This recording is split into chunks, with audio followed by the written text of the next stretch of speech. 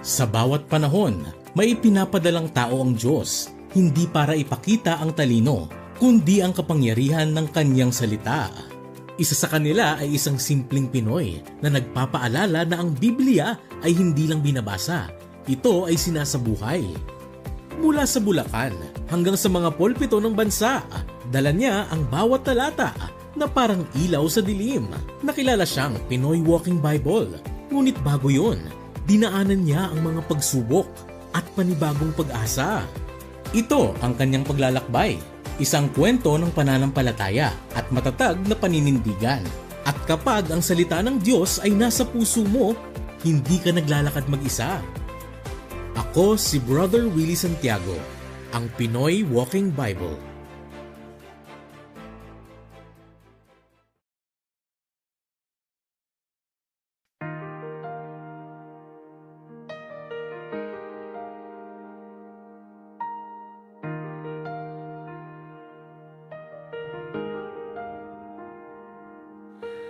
Daan na matuwid, laging nasa ng aking puso't isip.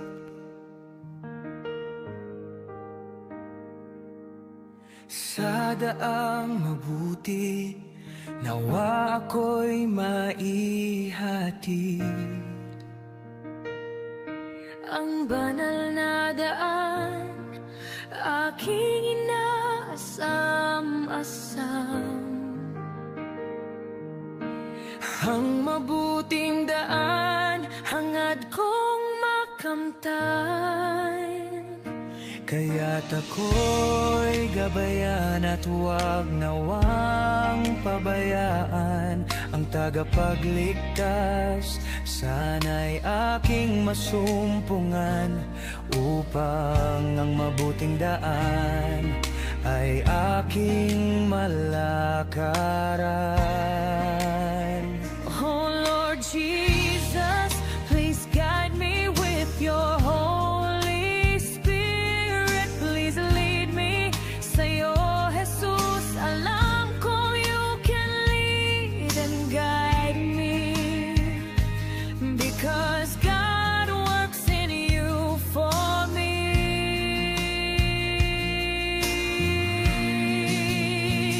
Oh Holy Spirit, please lead me. Yes, Holy Spirit, please guide me. Sa'yo, Jesus, alam kong you can lead and guide me, because God works in you for me. Lumiliwanag na araw, nais kong sa puso ko'y maikintan.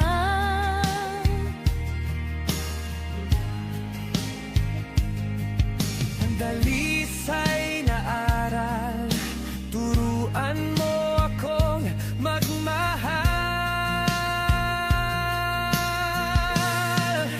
Kaya't Panginoon, Please guide me. Yes, Holy Spirit, sa ngalan ni Jesus, please lead me. Sa'yo, Jesus, alam kong you can lead and guide me, because God works in you. Oh, Holy Spirit, please lead me. Yes, Holy Spirit, please guide me. Sa'yo, Jesus, alam kong you can lead and guide me, because God works in you for me. Sa mabuting daan, ayoko nang mahiwalay sa daan ng katotohan. Nais kong manahan sa daan ng katuwiran, nasa ng puso ko naway pakinggan. Kaya Jesus, yes Lord Jesus, please lead and guide me, because God works in you for me. Kaya Jesus, with your Holy Spirit, please lead and guide me, because God works in you for me. Salamat sa Diyos sa isang mabuting pastor. Salamat sa iyo, Ama, sa iyong anak at tagapagligtas na si Jesus. Salamat, Ama, sa mabuting daan. Salamat, Ama, sa mabuting daan. Salamat po, aming Ama. Salamat po, aming Diyos Ama. Sa isang mabuting daan, sa mabuting daan.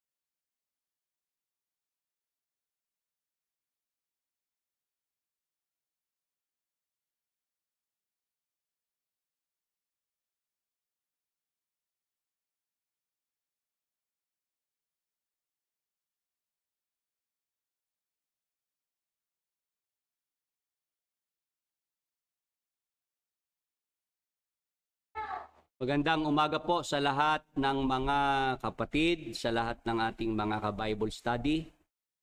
Ito po sa ating programa ang Mabuting Daan Worldwide Bible Study sa Facebook Live, sa YouTube Live. Ngayon po ay Linggo, December 14, 2025. Salamat po sa Panginoong Diyos, mga kapatid, at muli po tayong nabigyan ng mabuting pagkakataong makapag-aral ng mga salita ng Diyos. Sa mga nandyan po sa YouTube at Facebook, welcome po dito sa ating programa. Meron pong 23 sa YouTube Live na mga ka-Bible study tayo. Ngayon din po sa Facebook Live. Salamat po sa inyong pagbibigay ng oras dito po sa ating pag-aaral ng mga salita ng Diyos.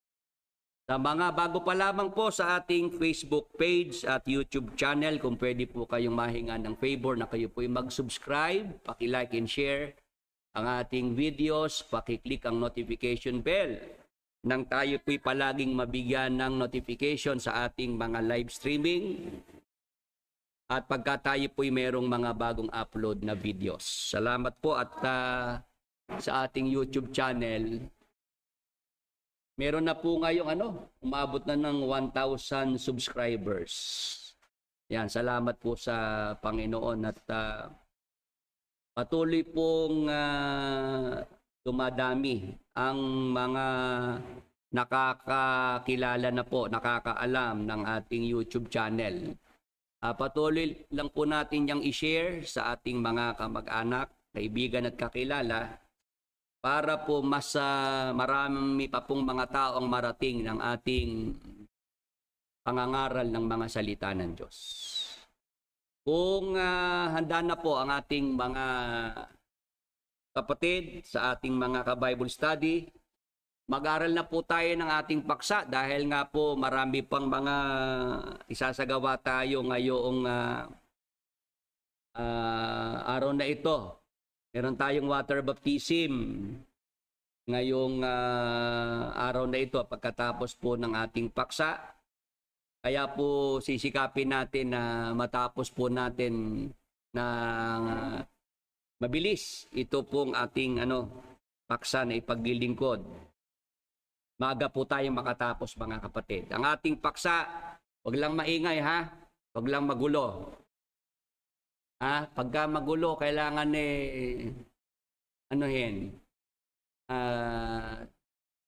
pagsabihan. Tayo po ay maghanda na po sa ating paksa. Ang ating paksa na pag-aaralan ang mga dahilan kaya hindi ipinasulat sa Biblia ang eksaktong araw ng kapanganakan ng Panginoong Hesus ayon sa Biblia. Yan ang ating paksa ngayong umaga sa ating mga kapatid, mga ka-Bible study na nasa YouTube at Facebook. Interesado po ba kayo sa ating paksa? Interesado po ba o hindi? Yung mga nandyan sa online po, interesado po ba sa ating paksa? Ano po ba yung ating paksa, mga kapatid? Nababasa nyo po ba ang mga dahilan kaya hindi ipinasulat sa Biblia ang eksaktong araw ng kapanganakan ng Panginoong Hesus ayon sa Biblia? Ano po ba ang alam ng maraming mga tao tungkol sa araw ng kapanganakan ng Panginoong Hesukristo? Ano po ang nakagisnan ng marami sa atin? December 25, Disyembre 25. Malapit na po dahil ngayon ay December 14, di 11 days na lang, 11 araw na lang, December 25 na, para po sa maraming mga Katoliko, yan ang alam na araw ng kapanganakan ng Panginoong Hesukristo. Kahit po ako noong araw, nung ako'y bata pa,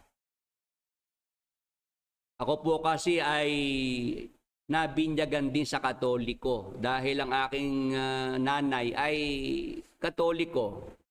Yun, nasa libro po yan, mga kapatid, sa aking booklet, Pinoy Walking Bible. Mababasa niyo po yung kwento ng aking buhay mula nung ako'y bata. Ako'y nakapag-aral din po sa eskwelahan ng mga madre. Naturuan din po ako ng mga madre. Alam ko rin pong magdasal gamit ang rosaryo. Alam ko rin po yung kumpil. Yan. Alam ko po noon, ang ating Panginoong Hesukristo, ang birthday niya December 25. Pero nung ako po'y matuto na pong magbasa, at ang Biblia po ay binasa ko, wala akong nakita doon na December 25. Kayo po ba nagbasa rin ng Biblia? Kayo ba'y nabasa niyo po December 25 ipinanganak si Jesus Christ? Yung mga nanonood po ngayon sa Facebook at YouTube, baka po kayo ba'y nakapagbasa rin ng Biblia at meron kayo nabasang talata na December 25 ipinanganak si Jesus Christ, pakisabihan naman po ako. Ako naman po kasi open, bukas naman ang isip ko. Kung halimbawa, baka nakalampas lang sa akin at kayo po ang nakakita, pakisabi naman sa akin kung sa inyong pagbabasa ng Biblia, meron kayo nabasang December 25, ang eksaktong araw ng kapanganakan ng Panginoong Hesukristo. Kasi po, mga kapatid, mga ka-Bible study, ang Biblia po kasi nabasa ko na yan. Nung minsan nga po, mayroon akong pastor na nakausap. Tanong niya sa akin, Brother Willie, nabasa mo na Biblia? Opo ka ako, pastor, nabasa ko na. Mula Henesis hanggang Apokalipsis. Ilang beses na? 3 beses na po. Sabi sa akin ng pastor, buti ka pa nabasa mo ng buo. Ako hindi pang nangangalahati. Pastor po yung kausap ko. Umamin sa akin na ang Biblia, hindi pa niya nababasa ng buo, hindi pa siya nangangalahati.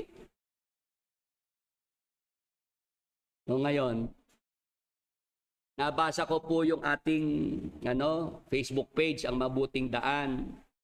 Kasi po nakapost doon yung ating Pinoy Walking Bible. Marami hong umaatake doon sa ating Facebook page.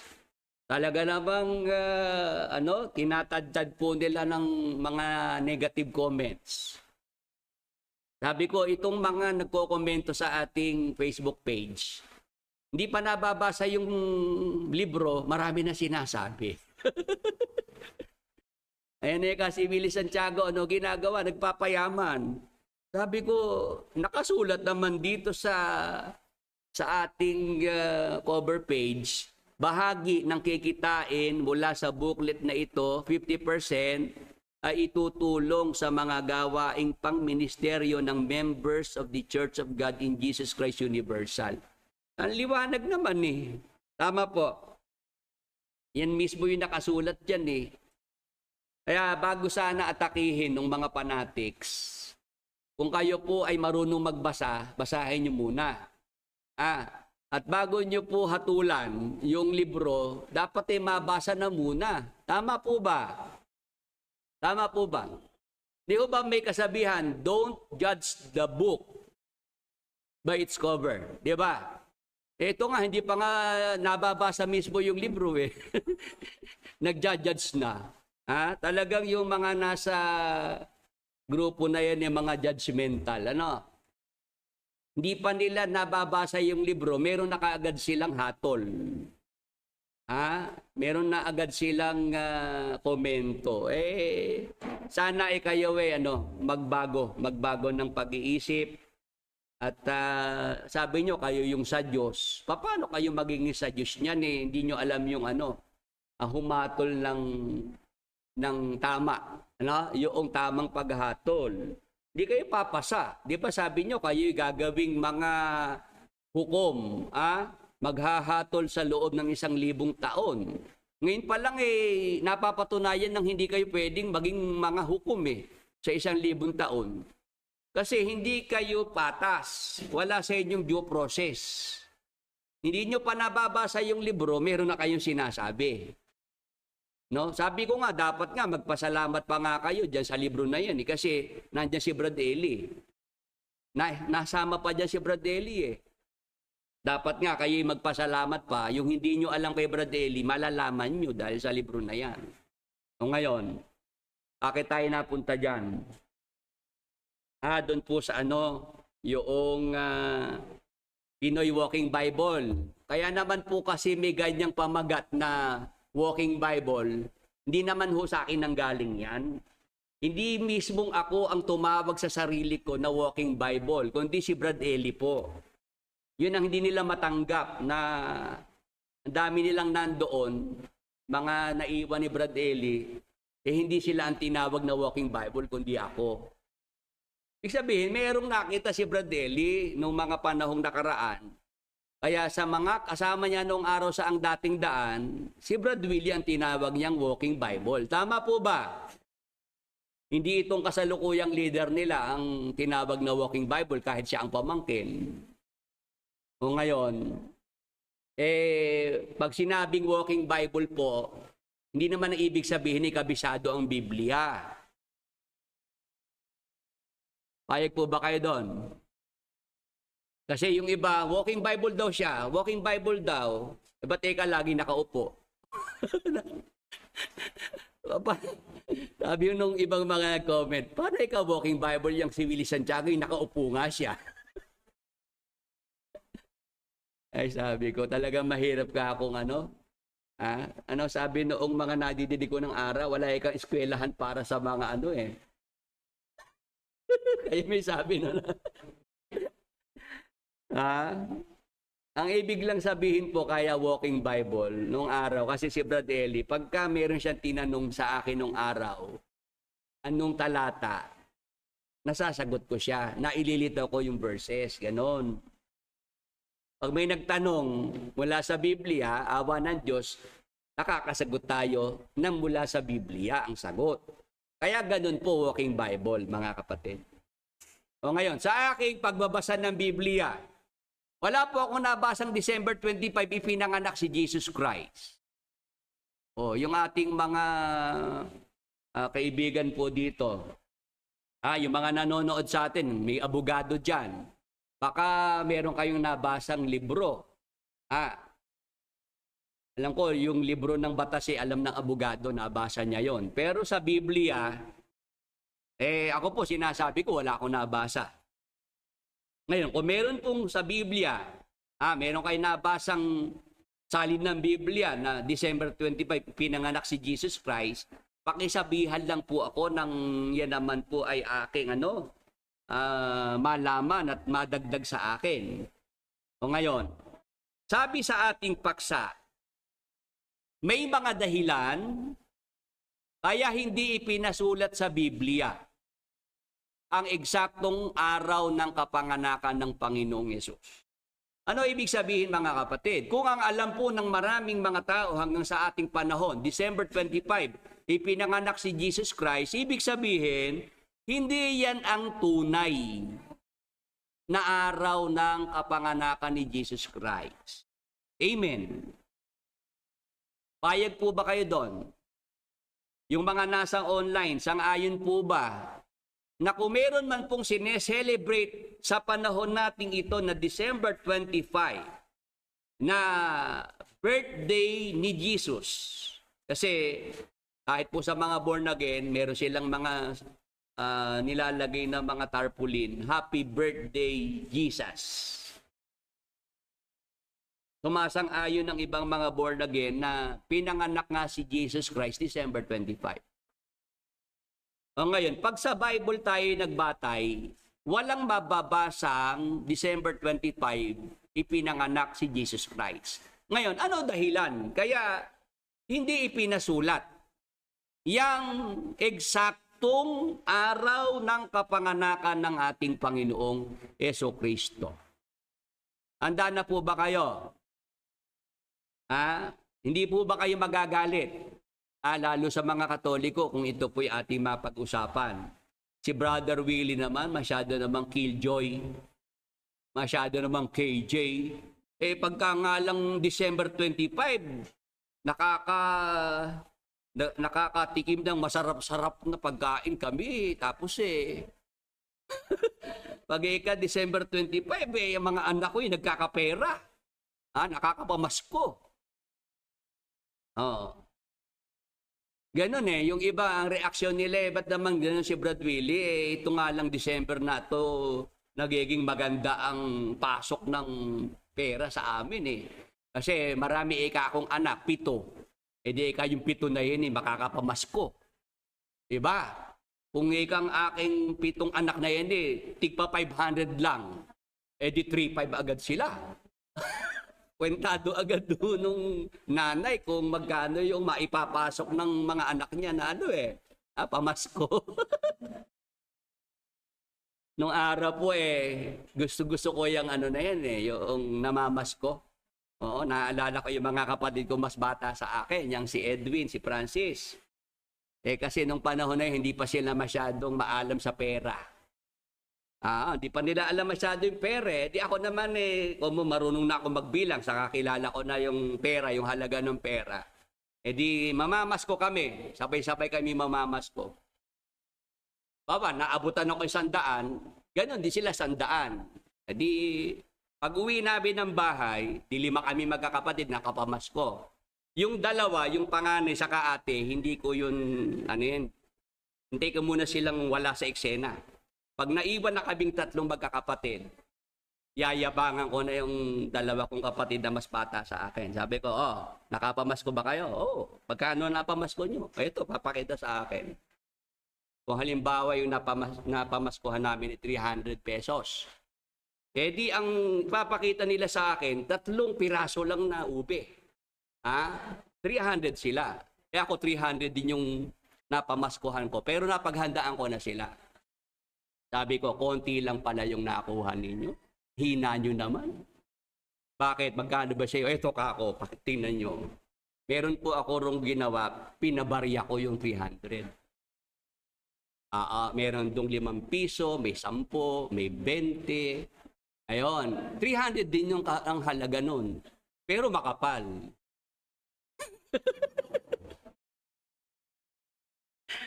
Gusto ko lang mang-asar. Gusto ko lang inisin yung aking mga kapatid. Kung hindi nila alam na yung palang pinakita kong pere 300 din, iiyak na sila. Sabi ko, wala kayo sa akin, hindi kayo ubra. Mahina kayo mamasko. Pero ang totoo nun, 300 lang din naman yung aking napamaskuhan. Pinarami ko lang dahil pinabarya ko. Pag umiyak na ho yung bunso namin, tatabagay yung tatay namin. Nako, doon naman ako kumakaripas ng takbo palabas. Dahil pag yun ay nagising, tatamaan ako. Dahil ayaw na umiiyak yung aming bunso. Ganun lang ako nung bata. Maharot lang ako talaga nung bata kami. Gusto ko lang binubuisit yung mga mas bata sa akin. Ngayon, yun ho yung aking kwento nung aking bata pa namamasko. Nung namamasko po ako, inaantabayan ako yung mga tiyuhin ko lasing eh. Kasi pag yun ay lasing na, talagang pag bumunot ng pera, talaga ang dami. Talagang ganon. Abangan mo yung lasing. Para hindi na ho yung isip. Nung araw, ganun po ako dumiskarte pag namamasko. Baka ituro nyo pa sa mga anak niya yan. Sige po, tayo po yung mag-aral na po ng ating paksa. Bakit po ba sa Biblia ay hindi ipinasulat yung eksaktong araw ng kapanganakan ng Panginoong Hesukristo? Ano po ang mga dahilan? Handa na po ba kayo? Ready na po ba kayo? Yung mga nandiyan sa online? O umpisahan agad natin. Ano ang mga dahilan kaya hindi ipinasulat sa Biblia ang eksaktong araw ng kapanganakan ng Panginoong Hesus? Basa. Sa isang talata ng Mikas 5:2, ganito po ang ating mababasa, mga kapatid, mga ka-Bible study. Ngunit ikaw, Bethlehem Ephrata, na maliit upang lumagay sa libo-libo ng Huda. Mula sa iyo ay lalabas sa akin ang isa na magpupuno sa Israel, na ang pinagbuhatan niya ay mula ng una, mula ng walang hanggan. Ito po'y propesiya, hula para sa Mesiyas. Si Jesus Christ po yun. Amen. Sa hula pa lang, meron na pong sinasabi tungkol sa Mesiyas, sa Panginoong Hesukristo. Ano po ang sabi sa hula ng propeta Mikas? Ngunit ikaw, Bethlehem Ephrata, na maliit upang lumagay sa libo-libo ng Huda, mula sa iyo, sa Bethlehem, ay lalabas sa akin ang isa na magpupuno sa Israel. Siya nga po yung ipinapakilalang magiging puno sa Israel. Na ang pinagbuhatan niya ay mula ng una, mula ng walang hanggan. Mga kapatid, mga ka-Bible study, ang ating Panginoong Hesukristo, ang Mesiyas, ayon po sa binasa nating talata, saan po siya magbubuhat? Siya po, tinuko yung lugar kung saan siya ipapanganak. Sa Bethlehem, tama po. Doon siya isisilang. Pero ano ang sabi niya sa hula ng propeta Mikas? Yung Mesiyas, si Kristo, ang pinagbuhatan niya ay mula ng una, mula ng walang hanggan. Ano ibig sabihin? Si Jesus Christ, ang Mesiyas, wala siyang pasimula.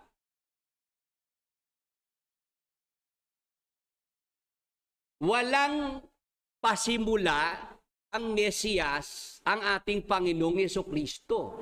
Pagka yung kanyang kapanganakan ay nilagyan ng petsa, magkakaroon ng pasimula. Tama po ba? Sa mga nasa Facebook, nasa YouTube, naintindihan niyo po ba yon? Kaya, hindi ipinasulat sa Biblia ang eksaktong araw ng kapanganakan ng Panginoong Hesus kasi ang Panginoong Hesus ay nagmula sa walang hanggan. Walang pasimula ang ating Panginoong Hesukristo. Pagka po yung kaniyang kapanganakan, isinulat po yung eksaktong araw ng kanyang kapanganakan, magkakaroon po siya ng pasimula. Nagkakaintindihan po. 49 ang nasa YouTube Live na ating mga ka-Bible Study. Sa Facebook Live po, ang ating mga ka-Bible Study sa Facebook. Yan, salamat po dito sa ating mga kasama. Yun po yung nakita nating isang dahilan. Kaya, pag binasa mo ang Biblia, mula Henesis hanggang Apokalipsis, wala kang mababasang December 25, ipinanganak si Jesus Christ. Bakit? Kasi si Jesus Christ, ang Mesiyas, wala siyang pasimula. Siya'y nagmula sa walang hanggan. Paano mo malalagyan ngayon ng petsa yung kanyang kapanganakan? Amen po ba? Maliwanag po ba yan sa atin? Kasi nga, nandiyan naman ang Biblia, sana bigyan ng oras na basahin. Tama po. Ang Biblia, wag nating iasa sa mga ministro, sa mga pastor. Dapat tayo mismo magbasa. Tayong mga sumasampalataya. Hindi dapat na ang Biblia ay bigyan ng limitasyon para sa mga ministro lang, mga pastor. Pagka mga miyembro hindi na dapat magbasa ng Biblia. Yan po nadadaya ang maraming mga tao sa ating panahon. Pagka sila po, hindi sila nagbabasa ng Biblia. Ito po sa atin pong hinihikayat na magbasa ng Biblia kahit ang mga miyembro. Lalo sa panahon natin ito, meron na pong digital Bible. Pwede po kayong makapag-download ng Biblia sa inyong mga cellphone. Libre naman po yan. Basahin niyo po yung Biblia. Mapapatunayan po ninyong totoo yung sinasabi ni Brother Willie. Walang mababasang December 25, ipinanganak ang ating Panginoong Hesukristo. Hindi yan ipinasulat ng Diyos. Bakit? Kasi ang ating Panginoong Hesus, ang Mesiyas, ang tagapagligtas, nagmula siya sa walang hanggan. Wala siyang pasimula. Pag yan naisulat yung kanyang araw ng kapanganakan, mababali ito pong nakasulat na hula na ang Mesiyas, ang Kristo, nagmula sa walang hanggan. Ngayon, anong katunayan sa Biblia? Na si Jesus Christ nga po yung tinutukoy sa hula ng propeta Mikas, na siya nga yung Mesiyas, siya ang Kristo, nagmula sa Bethlehem, mula sa walang hanggan. Basa sa Juan 7:42. Hindi baga sinabi ng kasulatan na ang Kristo ay manggagaling sa lahi ni David at mula sa Bethlehem, ang nayong kinaroroonan ni David. Mga kapatid, mga ka-Bible study, yung Bethlehem, yan po mismo nagmula si David, ang Haring David. At ang Kristo, ang Mesiyas, ay galing po sa lahi ni David. Kaya lumalabas si Haring David, great-grandfather ng Panginoong Hesukristo. Si Haring David ay mula sa angkan ng Juda. Kaya si Jesus Christ galing din po sa angkan ng Juda. Mga kapatid, mga ka-Bible study. Si Jesus Christ, siya po yung katuparan ng hula ng propeta Mikas, na siya nga po ay ipapanganak sa Bethlehem, sa pinanggalingan po ng Haring David. Nagkakaintindihan po sa ating mga kapatid at mga ka-Bible study ngayong umaga sa Facebook at YouTube. Madali po bang maintindihan ang ating paksa? Madali po bang maintindihan na hindi December 25 ipinanganak si Jesus Christ? Wala yun sa Biblia. Kasi ang Mesiyas, ang Kristo, nagmula sa walang hanggan. O ngayon, ano pa isang dahilan? Kaya, hindi mababasa sa Biblia ang eksaktong araw ng kapanganakan ni Jesus Christ.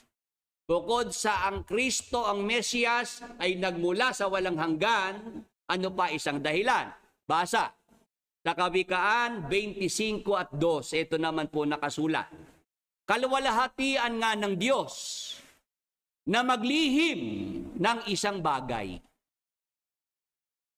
Mga kapatid, sa Facebook at YouTube, yung ating mga ka-Bible study, ano nabasa natin dyan? Kaluwalhatian nga ng Diyos na maglihim ng isang bagay. O yun hubang talata na yan ay madali hubang maintindihan.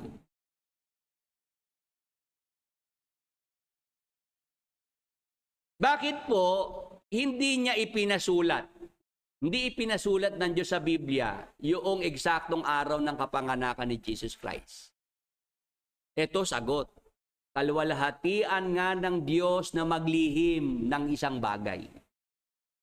Ano ibig sabihin? Yung araw ng kapanganakan ni Jesus Christ, talagang sinadyaya ng Diyos na maging lihim sa ating mga tao. Amen.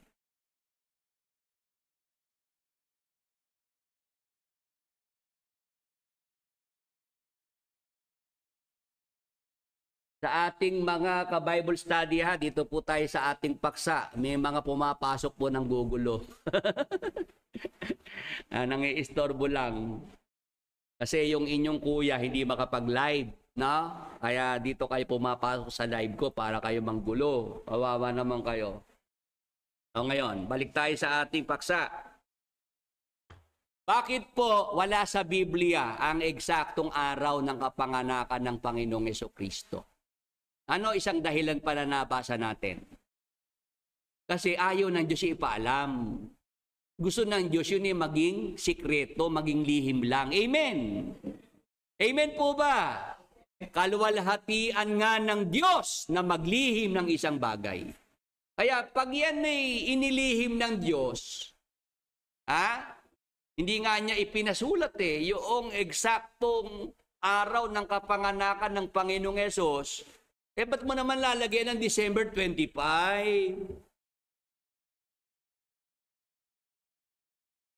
Tama po ba? Nilihim nga ng Diyos tapos eto ka ngayon.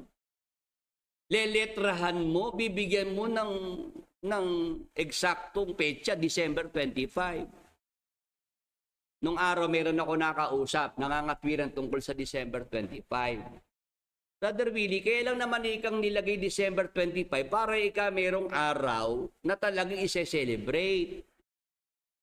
Kahit wala nga sa Biblia, nilagyan na namin ng December 25 para alam ng mga tao i-celebrate yung December 25. Kahit ako hindi ka sigurado na yan nga ang araw ng kapanganakan ni Jesus Christ. Para lang talagang magkaroon ng petsa. Ganun ba? Ba't ako hindi mo gawing November 1?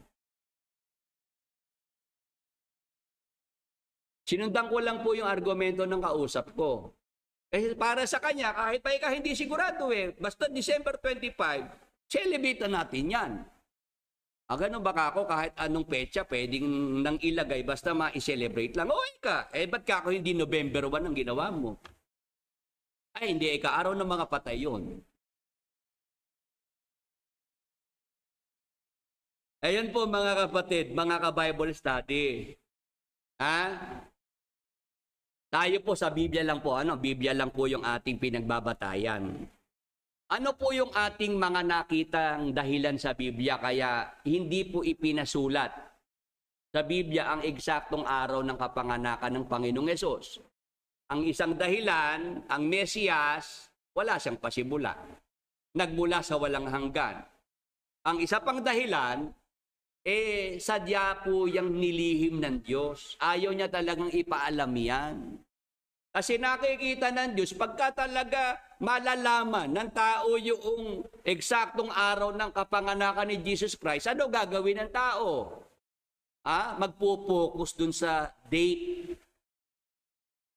Ang pagtutuunan ng pansin yung petsa, hindi mismo yung ipinanganak. O di ba yan nga nangyari? December 25, ang mga tao nakapokus sa date. Pero kay Jesus Christ ba nakapokus ang marami? Hindi eh. Tama po ba? Ang nabigyan ng pansin, yung petsa. Ang Pasko para sa marami, yung petsa. Yung araw ng kapanganakang sinasabi nila. Pero sa Biblia po mga kapatid, dapat mag-focus ka doon sa ipinanganak, hindi sa kanyang araw ng kapanganakan. Amen. Amen po ba? Hindi ganyan ang nangyayari kasi kung nga nagkaroon ng petsa, December 25, nakapokus ang marami sa December 25. Hindi naman kay Jesus Christ At itong Pasko na ito, na sineselebrate ng December 25, naging siya, komersyalismo. Tama po ba? Naging negosyo po yan ng marami. Tama po. Pagka December 25, para masabing may Pasko, kailangan masarap ang handa. Tama po. Kailangan ng mga bata may bagong laruan, may bagong damit. Tama po. Pagka ang handa mo sa Pasko, munggo at tuyo. Para sa iba, hindi Pasko yun. Kaya nga yung iba, para lang makapaghanda ng masarap sa kanilang Pasko, kahit po gumawa ng masama, gagawin. Uso ang mga nakawan. Tama po, yung mga nangyayaring krimen, may mga akyat bahay, lalo ngayon nagbabakasyon ng marami, maiiwan ng bahay, meron ng mga manloloob, meron ng magnanakaw. Yun ang sinasabi natin mga kapatid. Yung sinasabing diwa ng Pasko, hindi mo maramdaman kasi ang mga tao naiba ang focus Ano po, kailangan pagka Pasko marami kang pera. Pagka Pasko marami kang handa. O hindi po ganun mga kapatid. Hindi dapat mangyari yung ganyan. Kaya nga ang Diyos, dahil nakikita niya na yan ang mangyayari pagka yung mismong eksaktong araw ng kapanganakan ng Panginoong Hesus, pinasulat niya sa Biblia, naalaman ng mga tao. Ang mga tao po, diyan na po ngayon magbibigay ng pansin. Hindi na po mabibigyan ng pansin ang tagapagligtas, ang ipinanganak na tagapagligtas. Amen! Yan, 62. Ang ating mga ka-Bible study. Ang ating paksa ay tungkol sa araw ng kapanganakan ni Jesus Christ. Hindi naman tungkol sa GCash. Ang mga tinatanong po sa atin. Kumbaga ang paksa ay tungkol sa December 25 na Pasko. Pinapatunayan natin na hindi nga yan ang araw ng kapanganakan ng Panginoong Hesus. May mga pumapasok dito sa programa, hindi sila interesado doon sa paksa. Doon sila sa GCash interesado. Nakasulat naman dyan sa, voluntary Di ba voluntary? Ano ba sa Tagalog yun, Doc? Yung voluntary. Kusang loob. Ano pa pag-uusapan natin doon? Di po ba? Yung mga gustong tumulong, kusang loob, di tumulong. Yun namang ayaw, di huwag. That's simple. Di ba? Huwag nyo nang istorbuhin yung ating paksa ngayong umaga. Kasi dito sa atin, walang hypocrisy dito. Wala tayo ritong pagpapaimbabaw dito, no? Na hindi kami humihingi ng abuloy, hindi kami tumatanggap ng abuloy sa hindi kapatid sa pananampalataya. Ayun. Ano lang naman yun? Trap lang naman yun, trap. Patibong lang yun para ikay magpamiyembro sa kanila. Kasi pag miyembro ka na sa kanilang iglesia, hindi ka na titigilan, hindi ka na tatantanan sa kakahingi. Oo, dito walang ganun eh. Tayo ano lang dito sa atin. Yung mga gusto tumulong, kusang loob, hindi kayo persahin, hindi kayo pipilitin. Diba? Nandiyan naman yun, voluntary donation, kusang loob na pagtulong. Yung mga hindi alam yung kusang loob, hindi kayo kasama doon. Tama po ba? Ngayon, balik po tayo sa ating tinatalakay. Maganda yung paksa, ini-istorbo lang eh. Ano? Ano po mga dahilan? Bakit po wala sa Biblia yung December 25? Kasi wala namang pasimula si Jesus Christ. Siya'y nagmula sa walang hanggan. Pangalawa, lihim ng Diyos yun. Talagang ayaw ng Diyos na yan ay ipaalam sa tao. Amen? Anong katunayan na talagang ang Diyos? Meron siyang mga bagay na gusto niyang ilihim sa tao. Basa, Deuteronomio 29:29. Ganito po ang ating mababasa. Ang mga bagay na lihim ay nauukol sa Panginoon nating Diyos. Ngunit, ang mga bagay na hayag ay nauukol sa atin at sa ating mga anak magpakailanman upang ating magawa ang lahat ng mga salita ng kautusang ito. Mga kapatid, mga ka-Bible study, ano po sabi dyan sa binasa nating talata? Ang mga bagay na lihim ay nauukol sa Panginoon nating Diyos. Meron po ba talagang mga bagay na nakalihim? Meron. May mga bagay na inilihim ang Diyos sa ating mga tao, kasama diyan ang araw ng kapanganakan ni Jesus Christ. Amen! Praise the Lord! Hallelujah! Kaya po ako mga kapatid, nung maintindihan ko yan, na may mga bagay na nilihim ang Diyos, pag tinatanong ako, kailan ba ipinanganak si Jesus Christ? O ano ang magandang sagot? O itong talatang ito, ang mga bagay na lihim na uukol sa Panginoon nating Diyos. Ayoko kasing pangahasan. Ayoko kasing ako'y mag-iisip pa na, siguro sa ganoong buwan, sa ganong araw, si Jesus Christ ay ipinanganak. Wala nga sa Biblia. Hindi nga pinasulat ng Diyos kasi ang Diyos ang may-ari ng Biblia. Tama po. Siya nagpasulat niyan. Ngayon, yung mga taong kinasangkapan niya para magsulat ng Biblia, hindi naman ipinasulat ng Diyos sa kanila.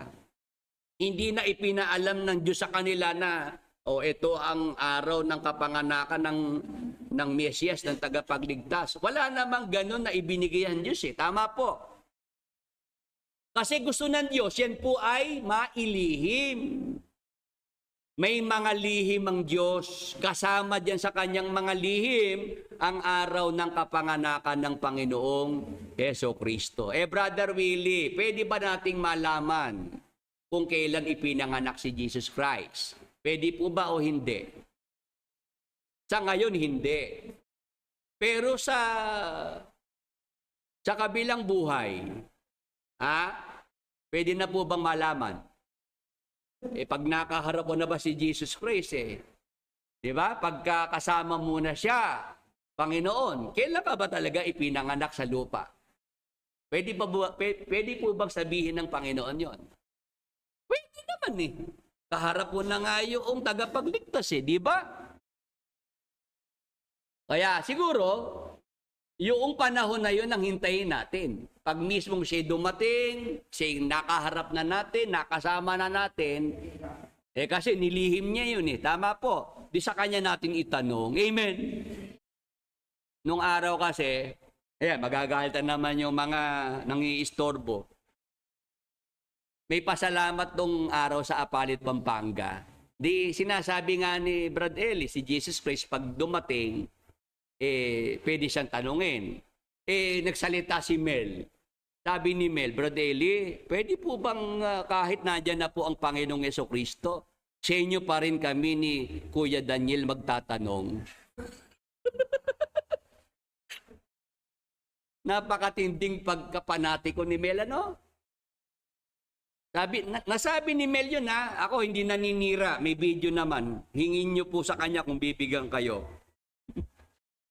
Sabi, Brad Eli, pwede po bang kahit nandyan na po ang Panginoong Jesucristo, sa inyo pa rin kami magtatanong. Kayo po ng kapatid na Daniel ang tatanungin pa rin namin. Ayun. Nagsalita naman yung magtsuhin. O, ikaw naman, Brad Mel. Nandyan na nga si Jesus Christ, ba't kami pa? Kumbaga sa babae, medyo nagpakipot. Doon mo makikita yung pagiging panatiko eh.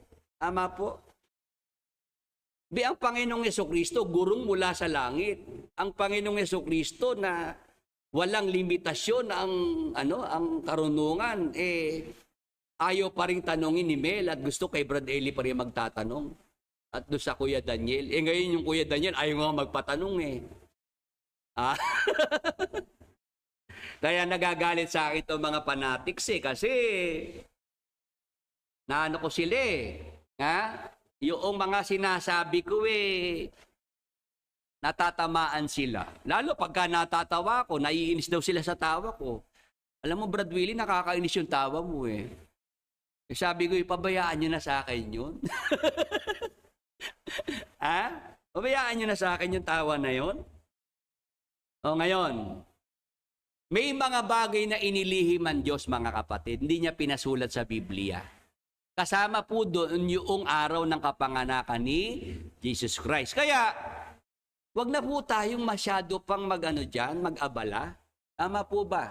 Wag na nating abalahin pa yung ating mga sarili. Wag na nating masyado pang pigain ang ating mga isip. Kailan ba talaga ipinanganak si Jesus Christ? Alam niyo po ang mahalaga, yung ipinanganak. Yung misyon na kanyang gagampanan, yung pagliligtas. Amen! Hindi naman yung dapat alam natin kung kailan siya ipinanganak. Dapat, ang ating bigyan ng pagpapahalaga, yung ipinanganak na tagapagligtas, yung misyon na kanyang ginampanan para sa kaligtasan ng sangkatauhan. Amen! Praise the Lord! Hallelujah! Ngayon, itong December 25 na nakagisnan ng marami sa atin, na araw ng kapanganakan ng Panginoong Hesus. Paano po nagkaroon ng ganyang tradisyon na kinagisnan ng marami, lalo dito sa Pilipinas, mga kapatid? Kung wala sa Biblia ang December 25, na araw ng kapanganakan ng Panginoong Hesus, paano nagkaroon ng December 25 na paniniwala? Interesado po kayo? Ayon sa Biblia, paano lumitaw yung December 25 na yan? O basa sa Colosas 2:8. Magandang balita, Biblia. Mag-ingat kayo upang hindi kayo mabihag ninuman sa pamamagitan ng walang kabuluhan at madayang katuruan na hindi kay Kristo nagmula. Mga kapatid, mga ka-Bible study, yung ating mga kapwa Kristiyano, ito po sinasabi sa atin, mag-ingat. Kailangan po tayo dapat mag-ingat. Bakit? Mag-ingat kayo upang hindi kayo mabihag ni numan sa pamamagitan ng walang kabuluhan at madayang katuruan na hindi kay Kristo nagmula. Meron po palang mga turo hindi nanggaling kay Jesus Christ. Pag tayo po hindi naging maingat, ano mangyayari? Tayo po'y mabibihag. Marami pong mga tao na bihag, nakulong sa mga maling paniniwala. Bakit? Kasi yung kanilang mga pinaniwalaan ay hindi naman nanggaling kay Jesus Christ na paniniwala. Yung mga katuruan na yan na pinapaniwalaan ng marami, hindi nagmula sa ating Panginoong Hesukristo. Kaya sila po naging bihag Naging bihag ng maling paniniwala. Ngayon, ano po yung nakabihag sa kanila? Mag-ingat kayo upang hindi kayo mabihag ni inuman sa pamamagitan ng walang kabuluhan at madayang katuruan na hindi kay Kristo nagmula, kundi sa mga tradisyon ng mga tao at sa mga alituntunin ng mundong ito. Mga kapatid, mga ka-Bible study, saan po nanggaling yung December 25 na Pasko? Saan po? Nakasulat Mula yan sa mga tradisyon ng mga tao. Hindi mula kay Kristo. O kung kaya, mga kapatid, kung naiintindihan natin ito ngayon, saan tayo lulugar? Tayo ho ba magpapatuloy sa paniniwala na mula lamang sa tradisyon? O ang ating paniniwalaan ay yung mga itinuro sa atin mula sa mga aral ng Panginoong Hesukristo? Saan kayo po? Saan nyo po lulugaran? Saan kayo lulugar? Ano pipiliin po natin? Paniwalaan ng mga tradisyon ng mga tao o paniwalaan yung mga itinuro ng Panginoong Hesukristo? Yung nasa Biblia po, yun po yung mga tinuro ng Panginoong Hesus. Pinasulat niya sa kanyang mga apostol. Ngayon, ang tradisyon ng mga tao, wala po yan sa Biblia. Hindi mababasang nakasulat. Amen. Ano ibig sabihin, mga kapatid, mga ka-Bible study? Yung December 25 na Pasko, pag ginagawa natin yan, ang ginagawa natin ay tradisyon ng mga tao. Ngayon, yan ho bang ganyang tradisyon ng mga tao? Yung mga iniutos ng tao, naisip ng tao, meron po ba yung kabuluhan pagkaya ng ating gagawin? Yan po ba'y tinatanggap ng Diyos? Kung gawin natin yan na yan po ay makabuluhan, merong value, mga kapatid. O pag binasa po natin ang Marcos 7 hanggang 8, ito po ang ating mababasa sa talata, mga kapatid. Tatapot walang kabuluhan ang pagsamba nila sa akin, na nagtuturo ng kanilang pinakaaral ng mga utos ng mga tao. Nilisan ninyo ang utos ng Diyos at inyong pinanghahawakan ang salit-saling sabi ng mga tao. Doon po sa English, mababasa po natin yung salita na tradition of men. Pakihanap yung translation na yon. Sinasabi po, pagka ang ating gagawin, susundin, tradisyon ng mga tao, walang kabuluhan po yung ating mga ginagawa. Ibig sabihin po, mga kapatid,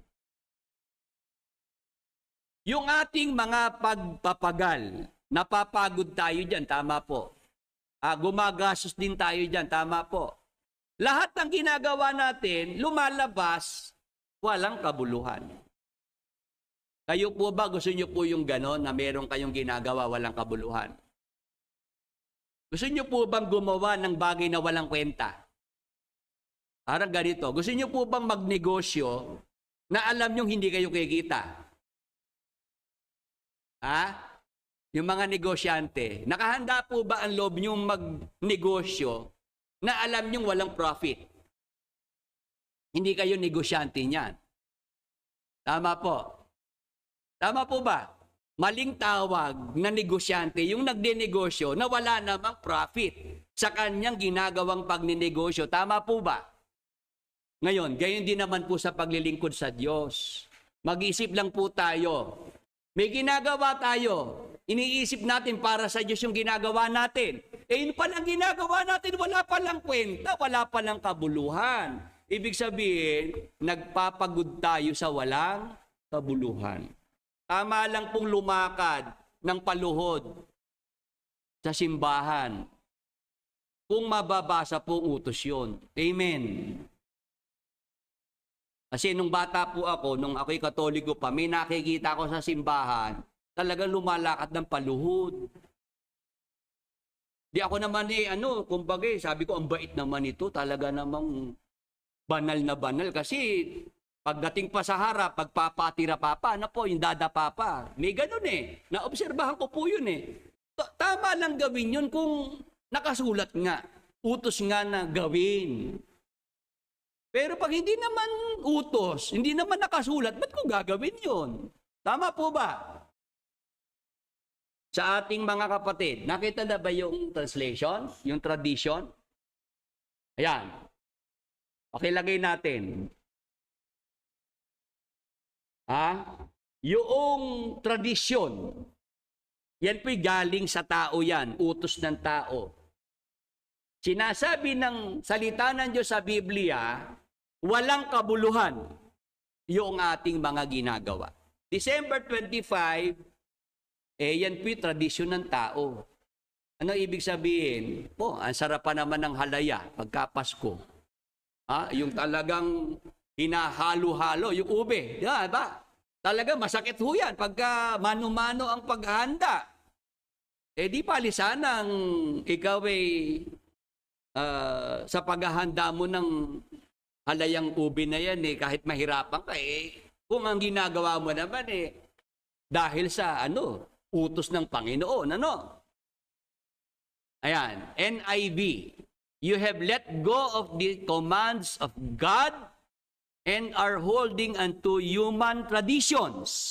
Yun po yung sinasabi natin na walang kabuluhan po ang ginagawa ng tao kapag ka nakabatay po sa tradisyon ng tao. Di po ba pagka December 24, 25 na yan, ang mga tao masyado ng busy na, hindi na natutulog halos. Tama po. Maghahanda ka ng pagkain, magpapakapagod ka para maghanda, gumastos ka. Tapos yung mga dumating na bisita, pipintasan lang yung luto. Ano ba naman ikaw minudo to? Walang kalasa-lasa.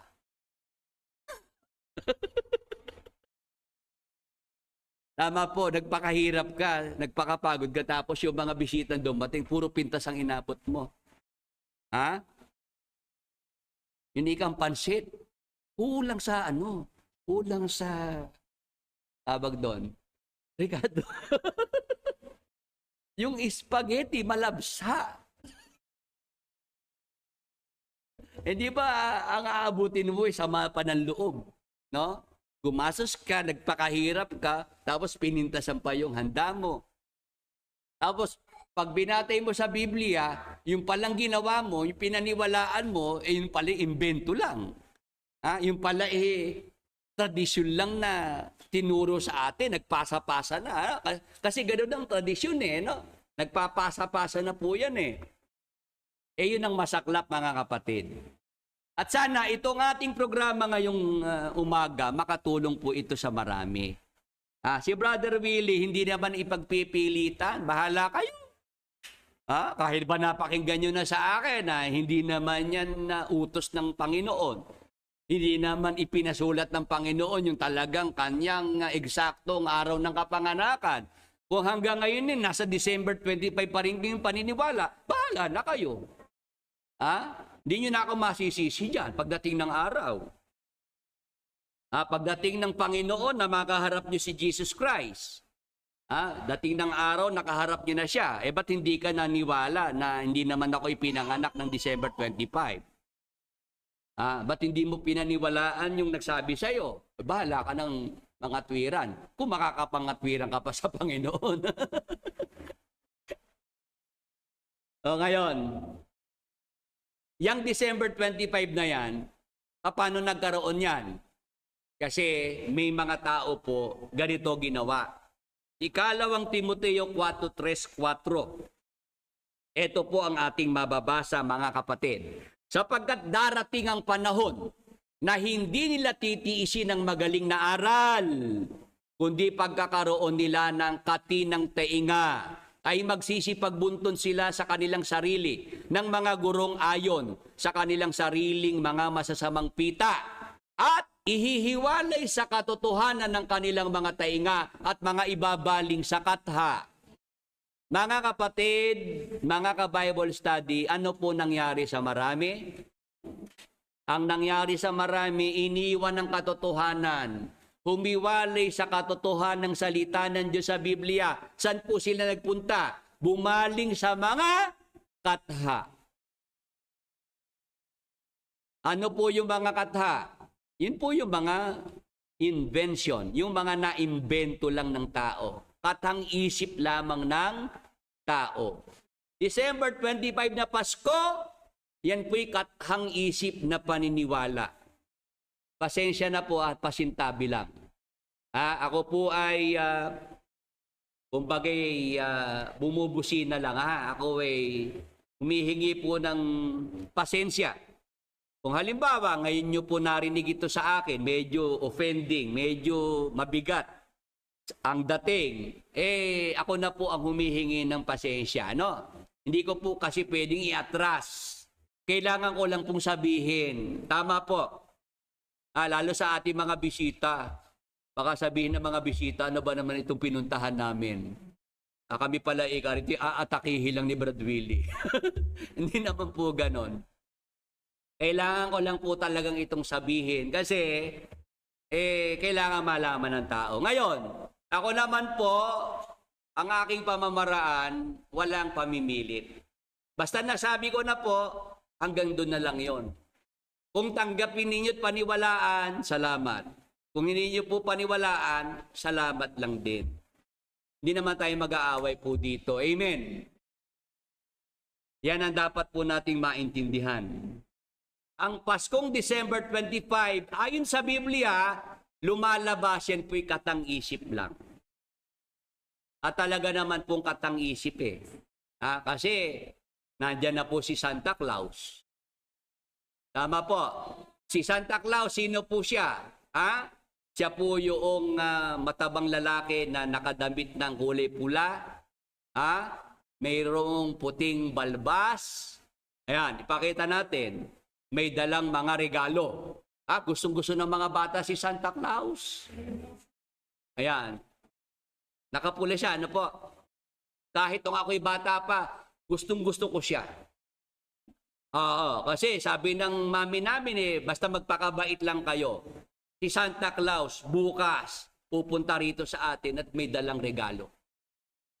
Kaya ako naman talagang iniintay ko si Santa Claus. Di ako natutulog. Totoo yun. Sabi ng mami ko, matulog ka na para dumating na si Santa Claus kasi hindi siya magpapakita pag gagising ka. Totoo po yun. Ako naman bata nung panahon na yun, naniniwala sa sinasabi ng nanay ko. Paano baka ako, mami, ang gagawin? Basta magsasabit ng medyas. Magsabit ka ng medyas, pag natulog ka ngayong gabi, pag gising mo, may laman na yan. Pera, candy. Kaya excited ako nung bata ako Kayo ba excited din nung araw?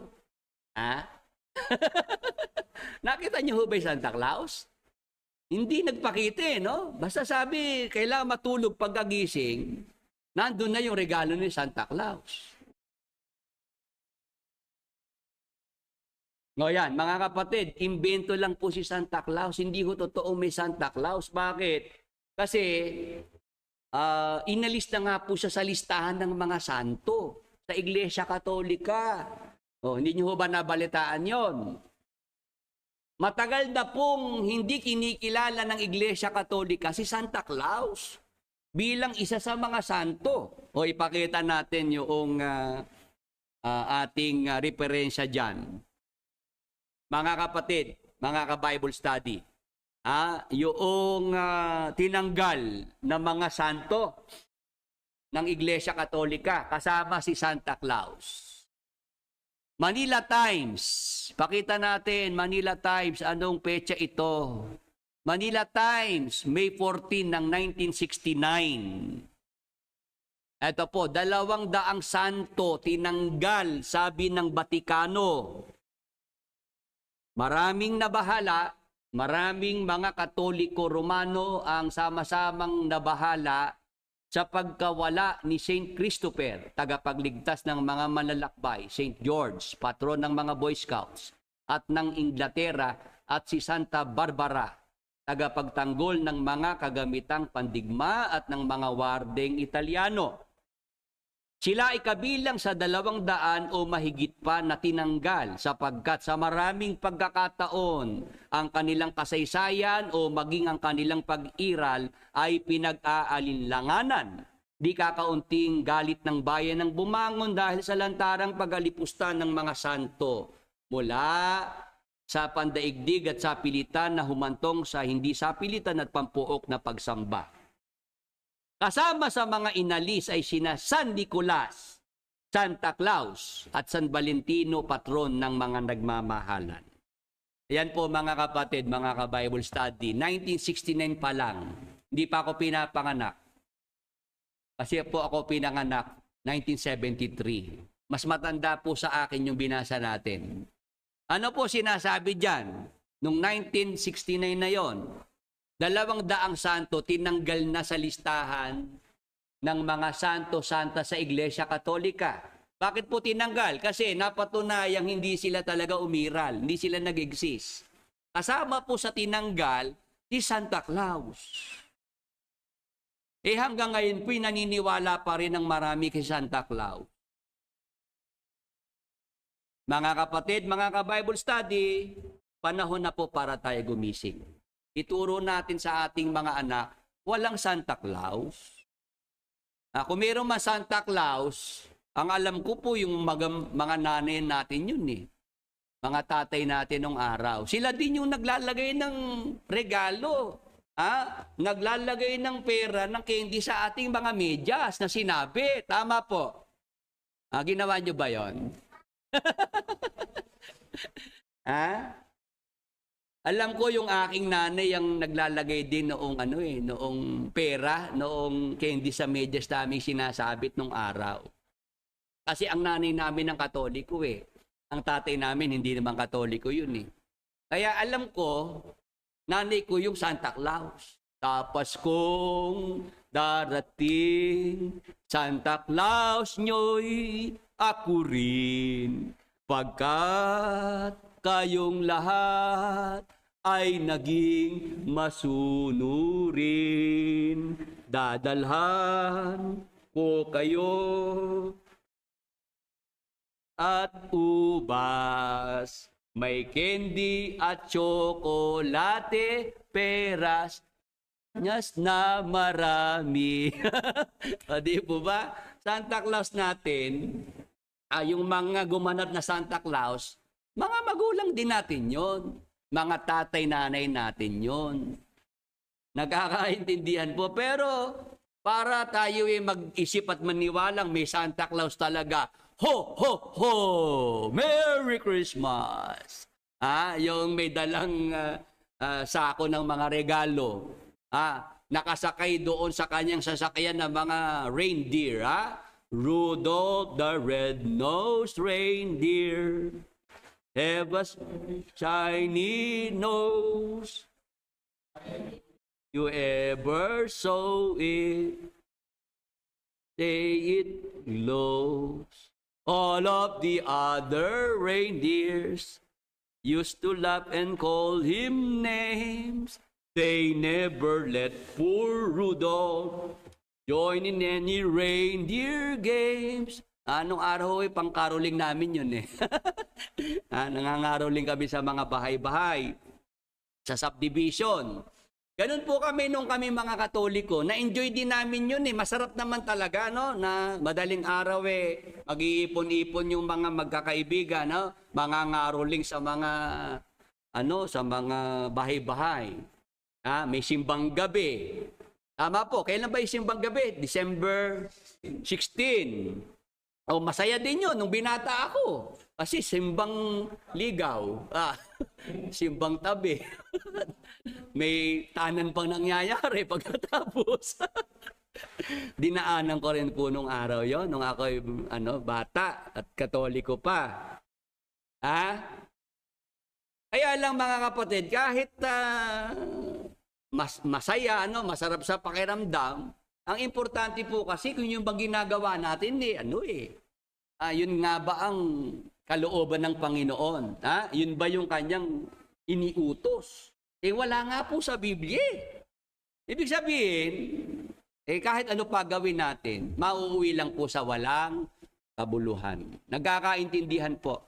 May mga ginagawa ang mga tao, walang kabuluhan sa harap ng Diyos. Kahit tayo po'y mapagod, mapuyat, kahit tayo gumastos ng malaking halaga ng salapi, lahat po yan ay walang kabuluhan. Ang nangyayari pong selebrasyon ng December 25 na Pasko, yan po'y katang-isip lang, mga kapatid. Ngayon, Brother Willie, hindi ba pwedeng December 25 maghanda? Kasi meron kaming reunion, magsasama-sama pamilya, magtitipon-tipon. Pwede bang maghanda, Brad Willie, ng December 25? Pwede naman. Bakit naman pwede? Kasi pamilya naman yung ating pinaghahanda dahil reunion yon. Amen. Yung mga nakikinig po sa atin sa online, lalo yung mga nanggaling sa MCGI, kasi ang naituro sa inyo, December 25, bawal maghanda. May pupunta nga sa amin, sabihin nyo hindi kayo maghahanda. Ayun, doon na ho nag-uumpisang magkagalit, mag-away yung pamilya kasi ganun ang kanilang pamamaraan Sa atin po hindi ganun, mga kapatid.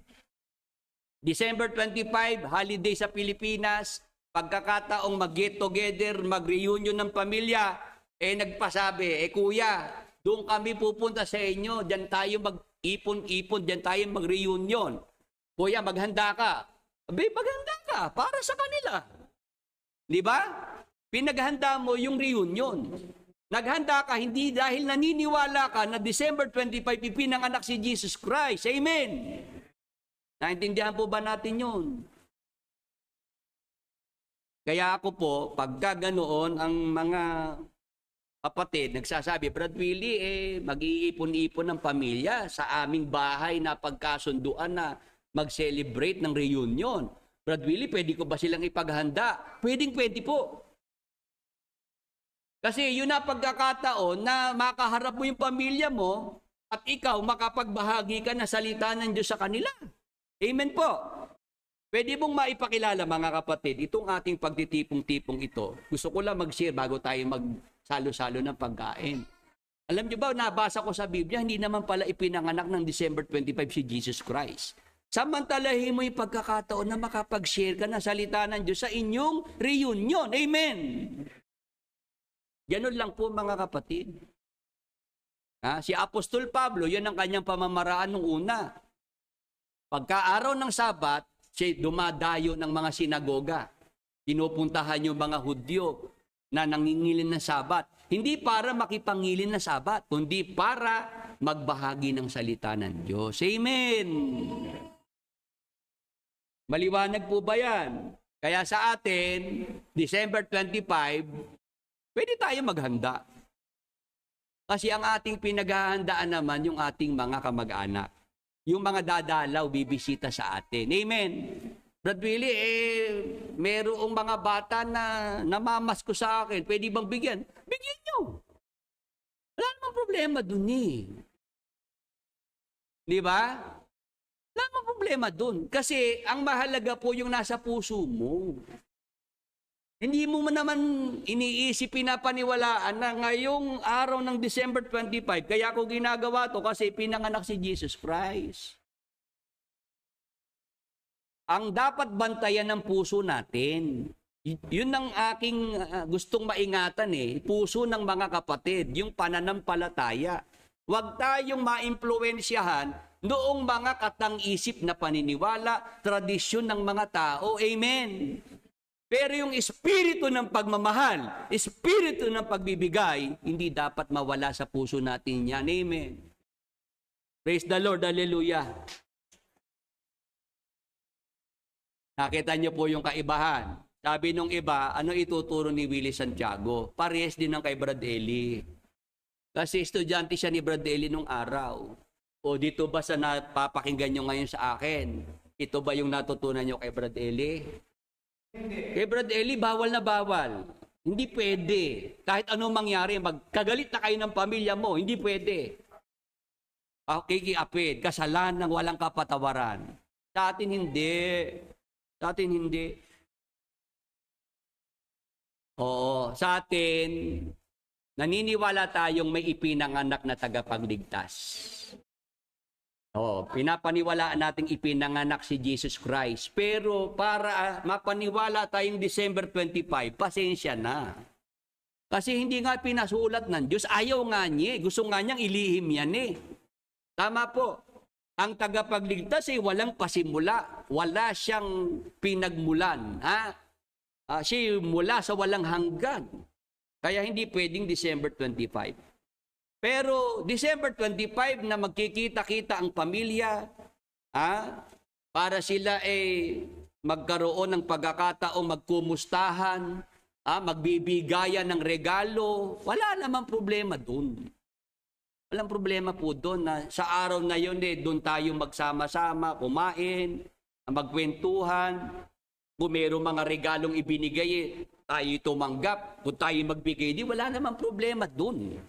Magkakaproblema lang tayo pag pumasok na sa isip at puso natin na December 25, ipinanganak si Jesus Christ. Amen. Nagkakaintindihan po sa mga nasa Facebook, nasa YouTube. Kaya tayo po, mga kapatid, maliwanag na yan, December 25, holiday.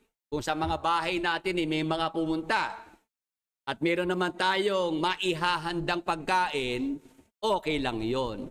Ang masama lang at hindi maganda, wala kang panghanda, nangutang ka para makapaghanda, doon ka magkakaproblema. Tama po ba? Kasi yung iba, wala namang panghanda, para lang makapagyabang, mangungutang ng patubuan. Ngayon, yun nga nangyari, naghanda siya, napintasan pa yung kanyang handa. Problema, pagkatapos na po ng Pasko na yan, ng bagong taon na yan, bayaran na po ng utang. Ano sabi sa mga anak? Anak, sarado bintana, sarado pinto. Ang mga tsinelas ipasok sa bahay. Pag kami naghahanap sa nanay mo, sabihin mo wala ako. Kasi maninigil yung nagpautang. Di yung bata naman mabait. Kung ano sinabi ng nanay, yun ang ginawa. Pinasok ang mga tsinelas sa bahay, sarado bintana, sarado pinto. Nung kumatok na po yung nagpautang, sabi nung bata, lumabas pasensya na po. Sabi ng nanay ko, wala ho siya.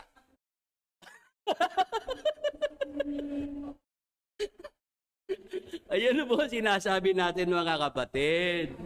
Kung wala namang panghanda sa December 25, huwag na nga maghanda. Tama po.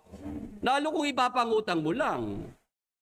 Diyan ka magkakaproblema kasi, diyan sa pangungutang na yan, na para lang may maihanda. Ano po? Sa atin, December 25, siya ordinary day na dumaan. Tama po. Kung makapaghanda ka ng pananghalian para sa araw na yaon, maghanda. Ano po, hapunan, simpleng pagkain. Kung may dumating na bisita, painumin mo ng tubig, saka pakainin mo ng biskwit. Diba? Kung yun lang ang nasa bahay mo Ganun lang mga kapatid. Wag na po tayong gagawa pa ng sobra, na para lang tayo may saludar. Kahit wala tayong pera, gagawa ka ng paraan para mangutang. Ako po, ang tinuturo ko sa kapatiran, maging practical. Amen. Maging practical lang. Pag meron kang panghanda, sige, okay, go. Pero kung wala naman, ano na lang tayo. Kung ano na lang yun nandyan, tama po, yun na lang ang ating pagsalu-saluhan. Ngayon, maliwanag na po, ngayon, Brother Willie, bakit hindi ka naniniwalang December 25 ipinanganak si Jesus Christ? Ano naman ang batayan mo sa Biblia? Bakit hindi mo matanggap na buwan ng Disyembre pinanganak ang tagapagligtas, ang Panginoong Jesucristo? Kasi pag binasa mo ang Biblia, meron kang makikitang pahiwatig. May hint. kung anong tiyempo, anong panahon si Jesus Christ po ay isinilang. Pero definitely, hindi po December 25. Bakit? O, babasahin natin, ha? Dito po sa Lucas 2:1, patuloy. Sundan niyo po ang pagbabasa. Nangyari nga ng mga araw na yaon na lumabas ang isang utos mula kay Augusto Cesar na magpatala ang buong sanglibutan. Census po ito, mga kapatid. Naglabas ng decree ang emperador Augusto Cesar na lahat ng nasasakupan niya dapat magpapasensus, magpapatala. Tuloy. Ito ang unang talaang mamamayan na ginawa ng si Quirinio ay gobernador sa Syria. At nagsiparoon ng lahat upang sila'y mga tala, bawat isa sa kaniyang sariling bayan. Dahil yan po'y utos ng emperador, obligado lahat sumunod. Umuwi sa kani-kanyang bayan para sila'y magpatala, magparehistro. Amen. Tuloy. At si Jose naman ay umahon mula sa Galilea, mula sa bayan ng Nazaret, hanggang sa Judea, sa bayan ni David, na kung tawagi Bethlehem, sapagat siya'y sa angkan at sa lahi ni David. Si Jose, asawa ni Maria, ang nakilalang ama ng Panginoong Hesus, foster father. Siya po'y taga Bethlehem. Naobliga siyang umuwi ng Bethlehem para magpatala, magparehistro. Ano nangyari? Tuloy. Upang patala siya pati ni Maria na mag-aasawa sa kanya na kasalukuyang kagampan. Si Jose at Maria, dahil parehas po silang mula sa angkan ni David, sa angkan ng Huda, parehas po silang uuwi doon sa Bethlehem para magpatala. Ngayon, ano ang kondisyon po ni Maria noong panahon na yon?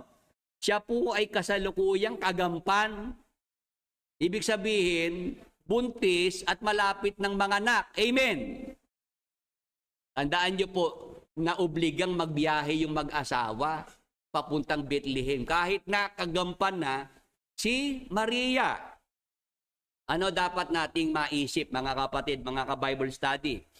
Kung Disyembre po ang tiyempo na tinutukoy po sa mga binasang talata, posible po bang maglakbay yung mag-asawa pauwi ng Bethlehem? Buntis pa si Maria, buwan ng Disyembre yon. Malamig at yelo ang dadaanan. Tama po. Tama po ba? Sa mga nasa online, nakikinig po ba kayo dyan? Isipin nyo lang po yung binabasa nating talata at kayo po ang lumugar sa lugar ng mag-asawa.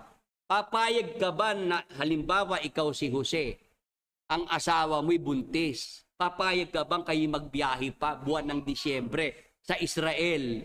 Malamig at yelo ang inyong dadaanan. Papayag ka ba na gawin mo yon? Na isama mo ba yung buntis mong asawa? Hindi. Tama po. At ang emperador, ang gobernador, hindi naman mag-uutos ng census kung ang mga tao ay mahihirapang magbiyahe. Amen! Mag-isip lang po, mag-isip lang. Paganahin lang po ang isip. Hindi gagawin ng emperador ng Roma at ng gobernador na ang mga tao ay utusang lumabas, maglakbay sa panahong tagyelo, taglamig sa Israel. Yan po yung punto sinasabi ko na hint, patunay, pahiwatig na hindi Disyembre. Kasi sa Israel, buwan ng Disyembre, ano na po ang kondisyon doon? Winter na, malamig, tapos yelo na po ang paligid. Tama po. Ngayon, tuloy pa natin ang pagbabasa. 6. At nangyari samantalang sila'y nangaroroon at naganap ang mga kaarawang dapat siyang manganak. Doon po mismo sa biyahe na yon, doon nangyaring maipanganak si Jesus Christ. Magsilang si Maria. Ano nangyari? Tuloy. At kanyang ipinanganak ang panganay niyang anak na lalaki at ito'y binalot niya ng mga lampin at inihiga sa isang pasabsaban sapagat wala ng lugar para sa kanila sa tuluyan. O naipanganak na po yung sanggol. Saan po ba ipinanganak? Sa isang pasabsaban. Tama po. Si Jesus Christ, yung sanggol, binalot lamang po ng mga lampin. Mga kapatid, kung Disyembre po yon at tag-yelo, pwede po bang balutin lang ng lampin yung sanggol? Ano po yun? Masyado pong malamig, ano po? At hindi mabubuhay yun. Tama po. Frostbite. Ayun. Hindi posible pong Disyembre talaga eh. Kasi yung sanggol, binalot lamang ng mga lampin tapos nakahiga sa isang pasabsaban. Pasabsaban, wala doon yung mga hayop nung panahon na yun. Nasa labas. Tama po. Hindi naman pwedeng Disyembre yun eh. Kasi bakit nasa labas yung mga hayop? Yung mga alagang tupa. Tama po. Tuloy ang basa. At may mga pastor ng tupa sa lupaing ding yaon na nangasa parang na pinagpupuyatan sa gabi ang kanilang kawan. Yung mga pastor ng mga tupa, nasa kawan, nasa bukid. Inaalagaan yung kanilang mga alagang tupa. Kahit gabi na. Ano? Ibig sabihin, wala ngang yelo nung panahon na yun. Hindi nga Disyembre, mga kapatid. Nakukuha nyo po. Tutuloy ang basa. At tumayo sa tabi nila ang isang anghel ng Panginoon at ang kaluwalhatian ng Panginoon ay nagliwanag sa palibot nila at sila totoong nangatakot. At sinabi sa kanila ng anghel, huwag kayong mga takot sapagkat narito dinadalhan ko kayo ng mabubuting balita ng malaking kagalakan na siyang sasabuong bayan. Sapagkat ipinanganak sa inyo ngayon sa bayan ni David ang isang tagapagligtas na siya ang Kristo ang Panginoon.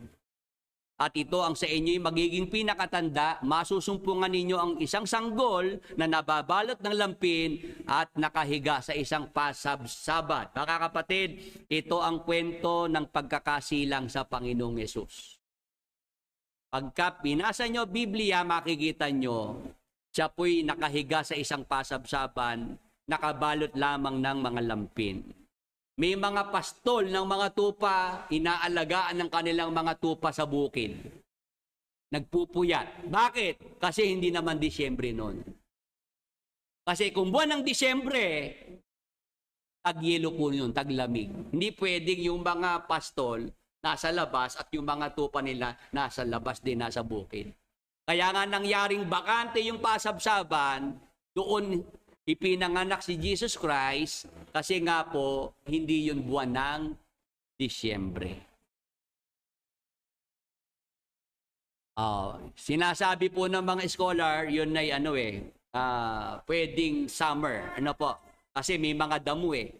No? Hindi pwedeng Disyembre na taglamig o tagyelo sa Israel. Yun po, mga kapatid, mga ka-Bible study.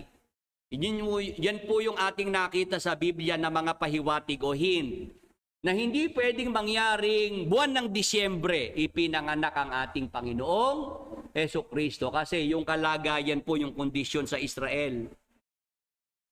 Nung siya po'y isilang, ang mga tupa nasa bukid, yung mga bantay nasa bukid. Bakante po yung pasabsaban. Hindi pwedeng maglalakbay papuntang Bethlehem ang mag-asawa na ang dadaanan na yelo, na taglamig. Hindi kakayanin nyo ni Maria na siya'y magbiyahe na siya'y kagampan, buntis. Ganon ang panahon. At hindi rin mabubuhay yung sanggol. Na taglamig, tagyelo siya sa pasabsaban ipinanganak, nakabalot lamang po ng lampin. Ano dapat nating maintindihan dito mga kapatid, mga ka-Bible study? 61 sa YouTube Live ang ating mga ka-Bible study. Ano po dapat nating maintindihan dito?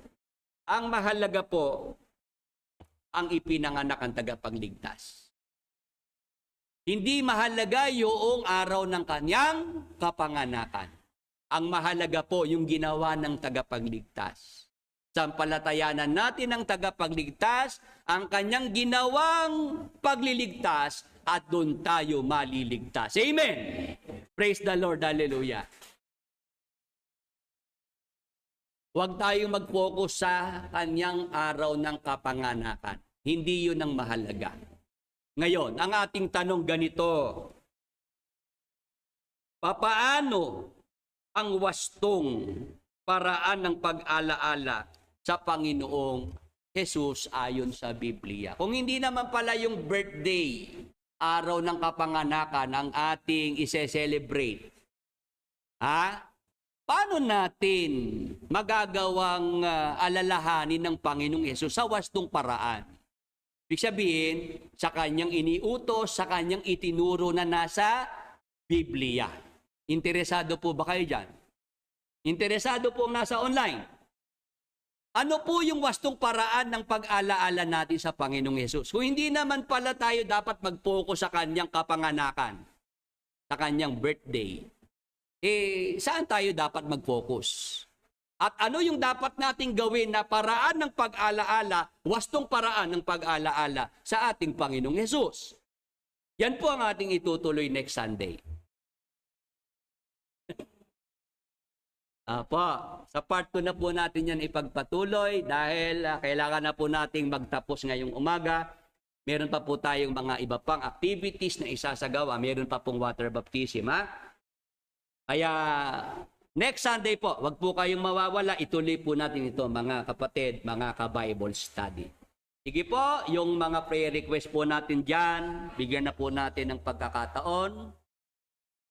Pakibigay po ang pangalan ng tao na may sakit. Kung ano po ang sakit, karamdaman ng tao na kailangan po nating maipag-pray.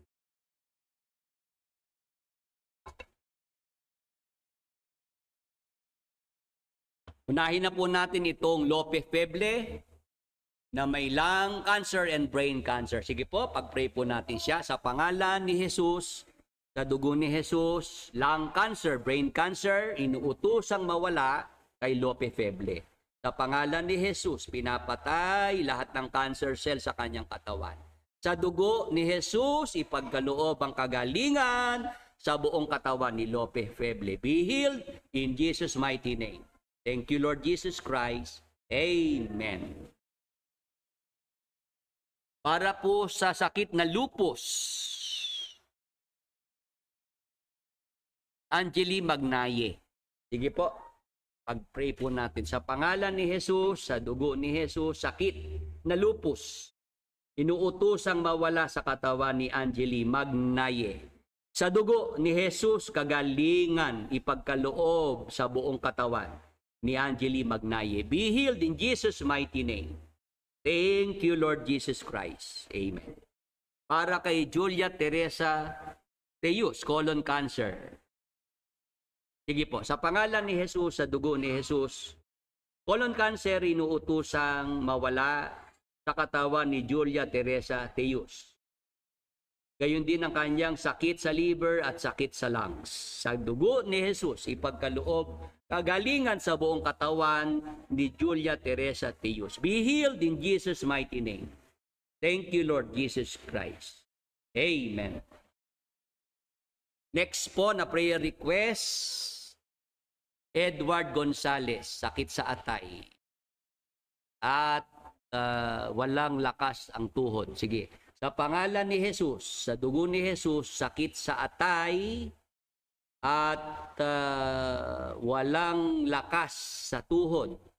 Inuutusang mawala sa katawan ni Edward Gonzales. Sa dugo ni Jesus, kagalingan ay ipagkaloob sa kanyang atay at sa kanyang mga tuhod upang makalakad ng maayos. Be healed in Jesus' mighty name. Thank you, Lord Jesus Christ. Amen. Sige po, para po sa lahat ng mga narito sa Facebook at YouTube, sa mga narito po sa ating chapel, tayo na po ang magsabi kung ano po mga sakit karamdaman na ating uutusan ngayon na umalis sa ating katawan, sa ating mga mahal sa buhay. Sa pangalan po ng Panginoong Hesus, ay atin pong tanggapin ang kagalingan. Kay Luna Asuka, Nalo, UTI, sige po, ihabol po natin. Sige po, yung UTI.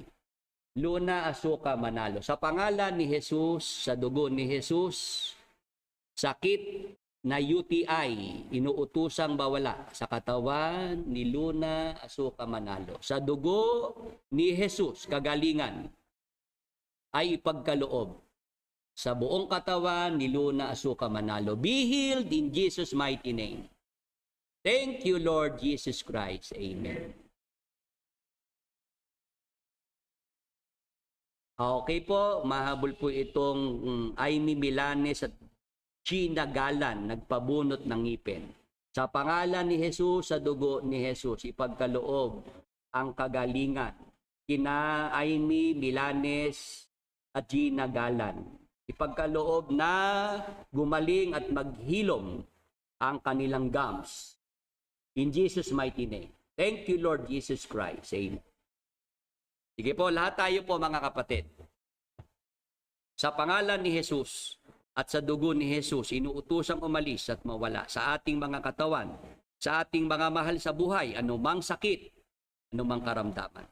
Sa pangalan ni Jesus, sa dugo ni Jesus, kagalingan, kasiglahan at kalakasan, ipagkaloob sa ating mga katawan, sa ating mga mahal sa buhay. Be healed and be restored in Jesus' mighty name. Thank you, Lord Jesus Christ. Amen. Sa lahat po ng mga tumanggap ng kagalingan mula sa Panginoong Hesus, ngayong umaga, instant healing or gradual healing po ang ating mga tinanggap. Magpasalamat po tayo sa Panginoon. Gawa po tayo ng video testimony bilang pasasalamat sa Panginoong Hesus sa kagalingang ipinagkaloob niya sa atin. December 28 po, kung kayo po ay makakasama po sa pasasalamat sa December 28, mas maganda po iyon. Bago matapos ang taon, tayo po'y makapagpasalamat sa ating Panginoong Diyos. Sige po, mga kapatid, mga ka-Bible study, kayo po'y aking inaanyayahan para po sa isang closing prayer. Tayo po'y magpasalamat sa ating Panginoon.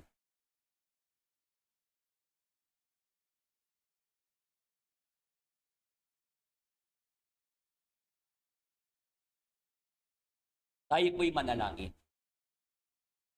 Panginoon naming Diyos, Amang banal, na dakila, makapangyarihan sa lahat. Sa pangalan ng aming Panginoong Hesukristo, sa kapangyarihan ng banal na Espiritu, huli po, sama-sama po kaming lumalapit sa iyong luklukan ng biyaya. Sa dugo ni Jesus, tanggapin mo po, Ama, ang aming tao sa pusong pasasalamat. Salamat po, Ama, sa lahat ng pagliligtas, pag-iingat po sa buhay ng bawat isa sa amin, sa mga nakalipas na mga araw. Salamat, Ama, sa lahat ng ipinagkaloob mo sa aming mga biyaya at mga pagpapala. Salamat po, Ama, sa mabuting pagkakataon na sa araw na ito, pinagkaloob mo sa amin na kami muling makapag-Bible study. Kami po'y matuto at makaunawa ng iyong mga banal na salita. Salamat po sa iyong kabutihan. Salamat po sa iyong pagmamahal. Ama, sa pagkakataon pong ito, paspasan mo po't pagpalain ang lahat ng mga nakasama sa Bible study ito, ang aming mga mahal sa buhay, ang aming mga kaibigan, mga kamag-anak, maging ang aming mga kaaway. Maawa ka po sa kanilang lahat. Ipuin mo po ang kanilang mga puso. Liwanagan mo po ang kanilang mga pag-iisip. Bigyan mo po sila, Ama, ng pagkakataong maunawaan nila ang iyong banal na kalooban. At sa lalong madaling panahon, Ama, silang lahat ay matawag mo rin at makasama po namin sa matuwid na paraan ng paglilingkod sa iyo. Ama, pagpalain mo po ang iyong banal na gawain.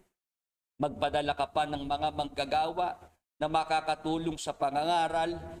Tumawag ka pa ng karagdagang mga kapatid na magtataguyod at magmamalasakit sa iyong banal na gawain.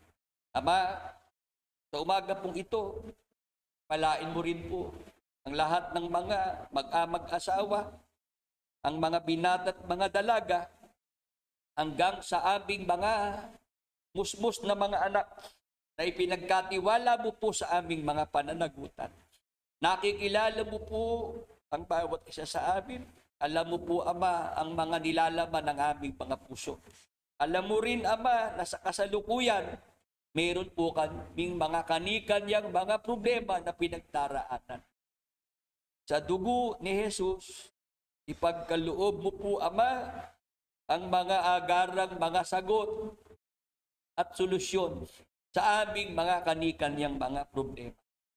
Ang lahat ng aming mga suliranin, Ama, sa iyong mga kamay, ipinagkakatiwala na po namin. Ikaw po ang may sabi sa amin, Ama, na wag po kaming mababalisa sa buhay na ito. Ang lahat ng aming mga kabalisan ay aming ipagkatiwala sa iyo sapagkat ikaw ang aming Ama na nagmamalasakit at nagmamahal sa bawat isa sa amin. Ama, sa aming pagtatapos ngayong umaga, sa aming pansamantalang pag-ihiwa-hiwalay, sa iyong mapagpalang mga kamay, ipinagkakatiwala po namin ang aming mga buhay at kapalaran. Sa dugo ni Jesus, patuloy na proteksyon, pag-iingat, ipagkaloob mo po sa bawat isa sa amin, sa aming mga mahal sa buhay. Patuloy mo pong bigyan ng kagalingan ang aming mga sakit at mga karamdaman. At sumasampalataya kami ng buong puso, Ama, ang lahat ng aming mga kahilingan ay yun na pong ipinagkaloob sa bawat isa sa amin. Salamat po Diyos, Ama. Salamat po Diyos, Espiritu Santo. Salamat sa pangalan ng aming Diyos at Panginoong Hesukristo. Amen.